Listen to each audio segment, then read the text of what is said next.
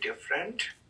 Hope is this, if any human consciousness is capable of finding peace, love, and detachment, we are all capable. We are capable, and it can happen in any moment of our life. That hope, living with that hope, not paying attention to millions and millions of people whose eyes are completely closed and they live in darkness, but paying attention to a few hundreds, those consciousness that have changed their life dramatically, and they have sensed this peace that cannot be compared by any material peace. They have sensed the love that cannot be found in any kind of emotionalism and cannot be taken away. They have sensed it. So we relate to the people, to the evolved consciousness, not with the people who are in darkness. We relate. And that's how we build the enthusiasm. We sleep every night with that hope. And when there is this tremendous hope, there's always tremendous patience. Why to hurry? Where to go? And that life is a prayerful life. Prayer is nothing explained in the words, nothing uttered in the words, but prayer is a mindset. Prayer is a mindset. And I think that in this small group, we have that mindset. No worries what we are not getting. We don't pay attention to what we are not getting.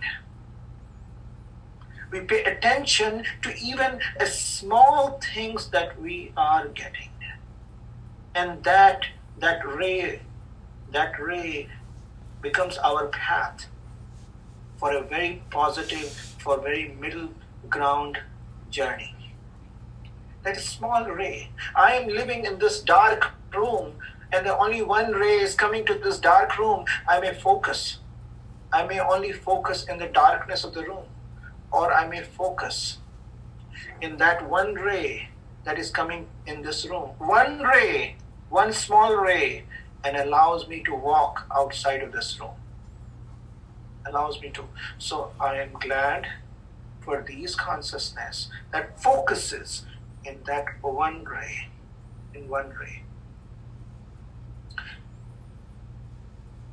Because it's a journey of many lifetimes.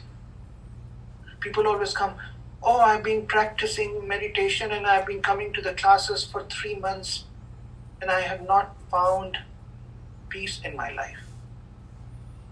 And my answer to them, that if you find peace in 3 months of your spiritual journey, that peace must be shitty. And you must throw that peace. It's a smelly peace because it's so cheap. If we can find a peace going through a weekend workshop or 3 months journey or even a 1 year journey, then it's that peace. It's not a real peace. It is an eternal journey. And God is gracious. God is awesome that in spite of thousands of thorns, there is a one rose blossoming. That is an awesome God. People can look at the thorns and get caught up in the thorns and say, oh my God, how horrible it is. Look at the thorns. But people like you can pay attention that God is awesome God, that in spite of these thousands of thorns, there is a rose. Look at that rose. Look at that rose. And that is a positivity. That is a hope. That is the fuel that allows to go further in our journey, deeper in the journey. And I see that. So we are ascending this mountain of consciousness. When we are ascending the mountain, and ask me, when we went to the base camp of Mount Everest, we saw many trackers. And you will be amazed when you talk to these trackers and the guides who are there. They will say less and less baggage are required as you continue to ascend. And at some point, no baggage. So where is our baggage? And are we adding to our baggage or depleting our baggage? What is this baggage? What do we call a baggage a baggage?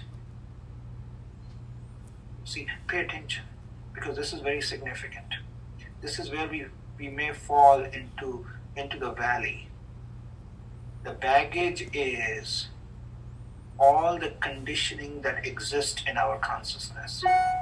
And every time we add a new conditioning to our consciousness, it becomes a baggage.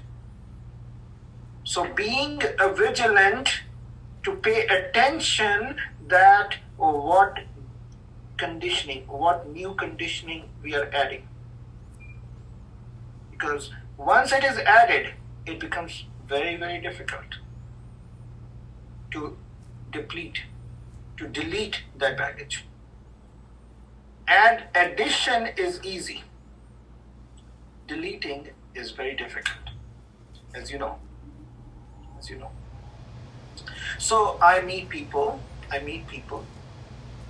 and they will say they go for a walk every day, 3 miles, 5 miles, or whatever. And then the day they cannot go for a walk, they feel upset about it. They feel like their day is thrown out of balance. They feel like something is wrong with them. Same thing applies people who go to gym or do the yoga practice or go to church or synagogue. Same thing. To me, this becomes a baggage. A beautiful behavior becomes a baggage. Do you follow here? So the definition that we draw from this statement is any behavior that becomes the master of your life is your baggage. Any behavior without which you cannot live a life of calmness is your baggage. Any behavior. This can be also baggage. That can be any baggage. So you have to understand, it should not become the master. Ultimately, you are the master. No behavior. People always ask me, what is a good behavior and what is a bad behavior? In my dictionary, there is no good behavior, there is no bad behavior. In my dictionary, people who is going to church and people who are robbing bank, in my dictionary, please remember, it may not apply to anybody else. People who are going to church and people who are robbing bank, no difference. The difference is whether we are moving towards awakening or not. That's the difference. If we are not moving towards the awakening, we can rob bank or we can go to the church. It's really insignificant. It is insignificant. But if we are moving towards the awakening, then the behavior will be always for common good. I hope you follow this. This is very significant to understand. We always divide good and bad. And there is no such thing as good and bad. We cannot understand what that consciousness is going through for certain kind of a behavior. But we can understand whether that consciousness is moving towards the awakening or not. Whether I am moving towards awakening or not. And that is the greatest and most significant element.